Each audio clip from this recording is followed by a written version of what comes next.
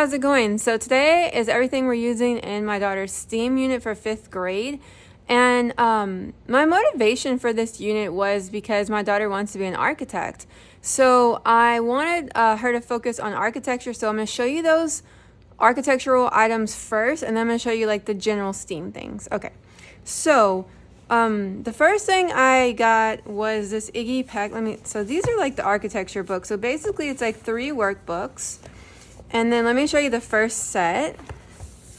So the first set is this like Iggy Peck Architect, and I got by Andrea Beatty. And then so I bought her this picture book at like a thrift store, and so she went ahead and she already read this, quick read about a little boy who wants to become an architect. And then what's neat is it has this little workbook that you can get as a companion. So this is the big project book for amazing architects. So she didn't start this yet because I gave her the option to kind of do the unit how she wanted, whether she wanted to rotate the books or just do one at a time. She postponed this one for now, and she wanted to focus on like this one I'll show you guys. So this one is a little bit more like, it's not as many like building. I don't know if there's any. It's mostly like stuff you do in the workbook. I do think they have some projects, but it's not as project heavy. So she put this one aside for now.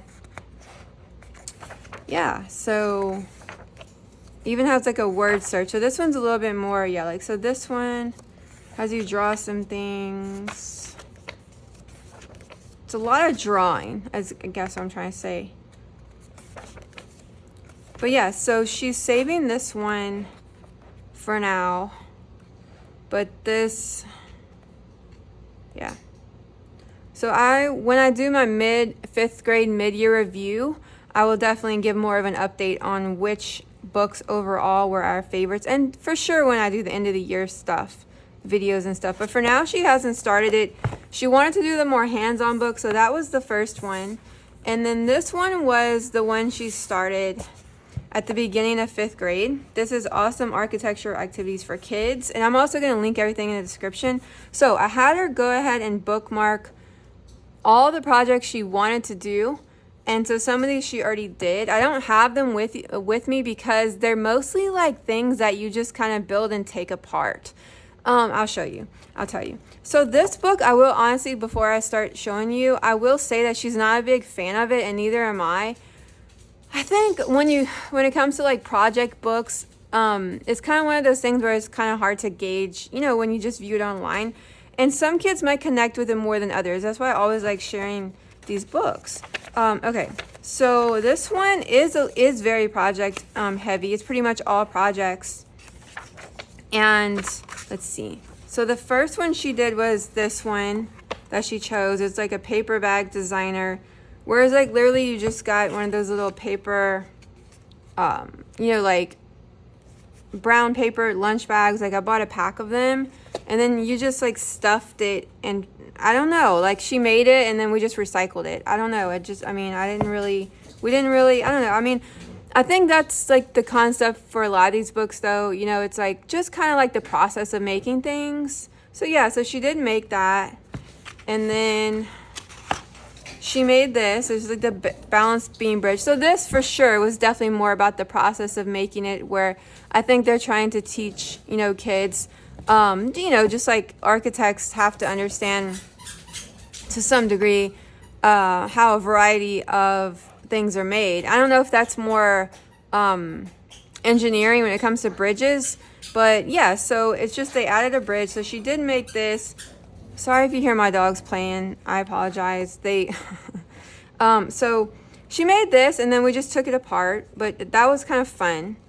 And then I like how it teaches her that what she can do to make these things, and then she can make them in her free time if she wants, like even with like Legos or Magnetiles. It's like the concept of the building process. But we didn't keep any of these things so far, and it's not that you have to, but yeah, they weren't, I don't know. But let's see. Oh yeah, and she made this too. This one was actually, I photographed it. I might share it on my Instagram, but I photographed it. It's just like a pretty, because the way these houses are made, they're not made with glue or anything like that. So it's not like you would have a way to store it, which again is more about the process versus the product. So she just made these with paper towel rolls, and then the top roof was just like a piece of construction paper. So yeah, so it's more the act of constructing. So yeah, so that's one she wasn't interested in. And then let's see. So then we have some that she bookmarked that she hasn't done yet. Like this is a solar panel salt box. She wants to do that one. And then she wants to do the tall paper skyscrapers. I think that one will be cool. So she wants to do that. So yeah, let me quit rambling enough. So she also bookmarked that one. So as you can see, it's just a variety of kind of easy, more on the easier side, which I like. It's not too complicated.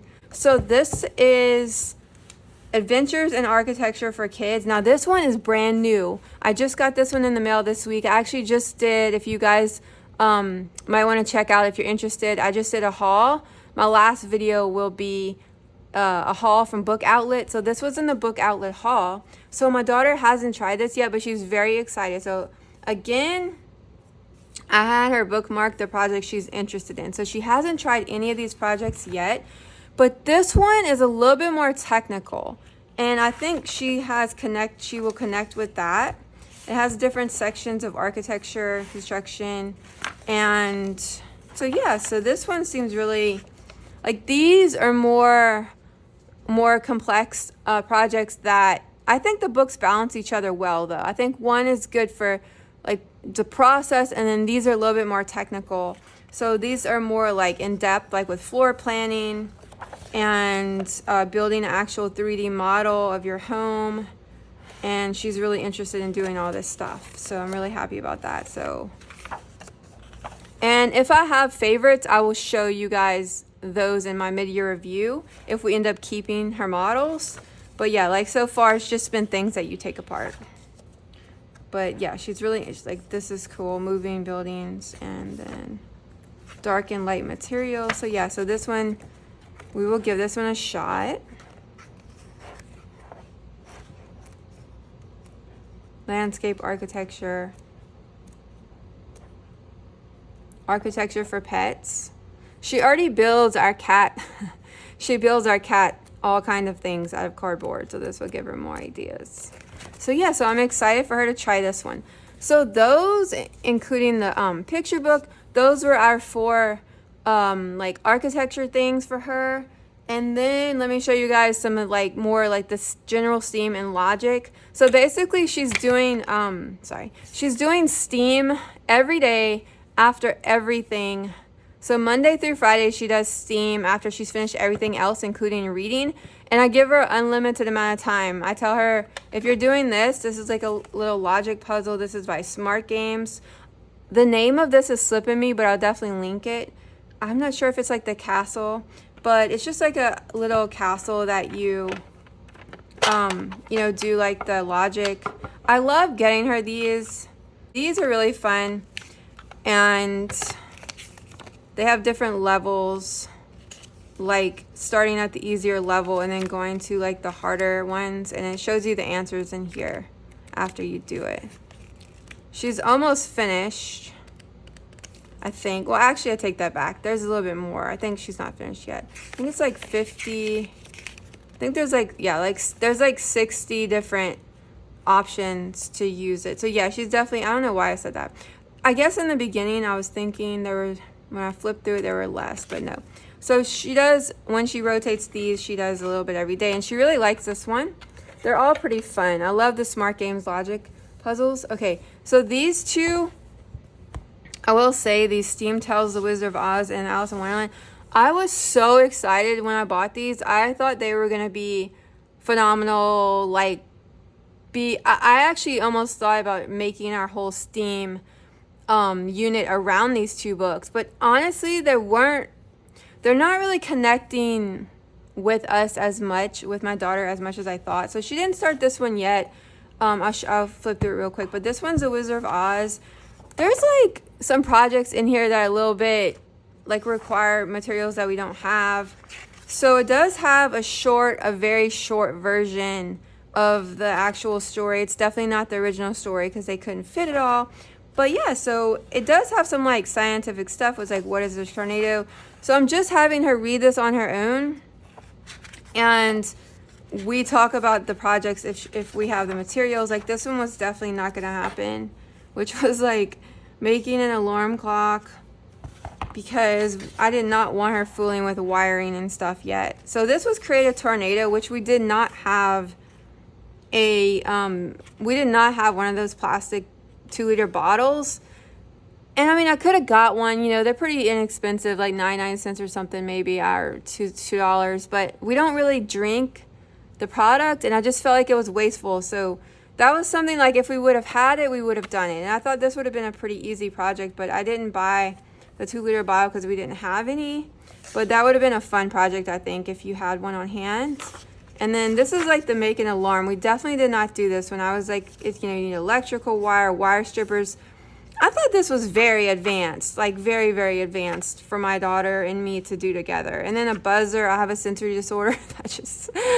I couldn't imagine hearing the buzzer. Like, I don't like loud noises. I was like, oh my gosh, no. So we did skip that one for sure. So yeah, it's more, for us, this book is becoming more just like about like a short retelling of the actual classic with like bits of scientific information. It's not really becoming about the projects for us. I don't think I would buy these again.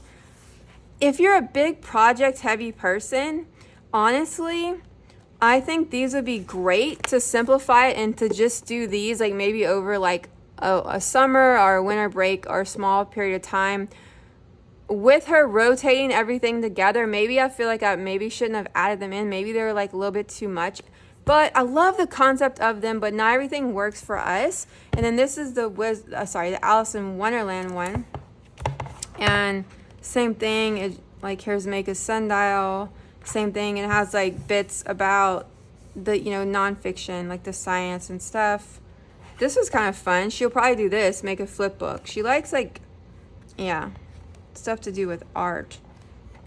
Floating arms, okay, that one you just do with your body. Geometric art. So this one, so they both of course have very different projects based on the story. So I think each one of these theme tales would be very different, which is fun. So she might be interested in this one more, we will see. But yeah, so yeah, I don't know, they're working, but they're just not as great for us as I thought they would be, but I think they're phenomenal. And they have a bunch of other ones too, stories. Okay, so these two books so far, you guys, are actually like her favorite. And I was surprised because these are Sleuth and Solve. Not that they aren't great, but they're more just like reading. And I think my daughter, I'm sorry, let me co-remember. This is Sleuth and Solve. This is one version. And then here's a spooky Sleuth and Solve. So let me show you this one real quick. Basically, she already finished this one. This was the first thing she picked. And when our first day one of STEAM, I actually thought she was going to pick one of the interactive workbooks. No, she picked this. And my daughter just loves to read. And so it's like you solve a mystery. I actually thought they were going to be too easy for her because I read a few of them. They have a system, very easy to very difficult, but maybe because I'm an adult, I even found the ones that were even, this is a kid's book, but some of the ones, now, don't get me wrong, I can be sometimes perplexed with certain material that is aimed at young readers and still I'm confused or whatever, it might still be a mystery for me, but this wasn't, but that's okay. But for her, she still loved it. Like, she loved it. I was like, wow, okay, she didn't say that they were too easy for her or anything. She really enjoyed them. She thought they were really charming. And so you read it. Here's one's like a light guilt. You read this story, like Marco lives and works in his home by the sea where he has lived alone for many years. His life is very routine, and each night before going to bed, he turns on the light. And then it has all these steps, like, but one night, Marco is so tired that he forgets to turn on the light. When he wakes up in the morning, he hears terrible news. He's distraught and runs straight to the police to confess his guilt. Officer, I am guilty. Why is Marco at fault? So some of them are just kind of like, not necessarily like hard or easy, but it's just like you just paying attention and like context clues and things like that, and like the picture clues and things like that. So I think that's why she really liked it. They're a little bit more complex than I gave them credit for, I think, in the beginning when I first flipped through it, but she really likes it. And it's like, Marco's a lighthouse keeper. He forgot to turn on the lighthouse that night, which caused the maritime accident. So, anyway, so just some of them are, yeah, funner than others. But so she finished this. And so she already finished it. And then she liked it so much that I got her another one. So this is Spooky Sleuth and Solve. This is September. This would be perfect for October or for any time. And so this format is different. It's the same concept, but it's different because instead of flipping, you have a decoder. So you have a decoder. So when you're solving, look how cute. I love the illustrations in both of these. So you use a decoder to solve the mysteries. Okay, so let's see. I'm trying to find just like where they begin and end. I think some of them are longer maybe. Okay, yeah, so I think they're longer mysteries. This one's like called Witches. And so you read about it and then like you keep reading.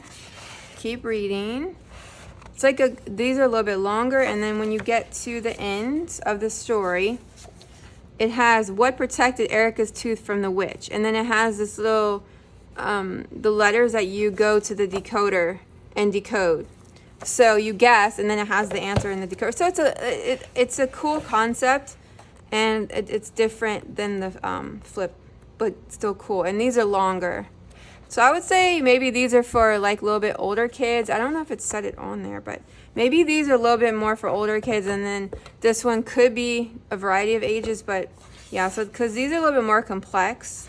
But I didn't try any of these myself, so I'm not sure. She is, yeah, so she just started this one.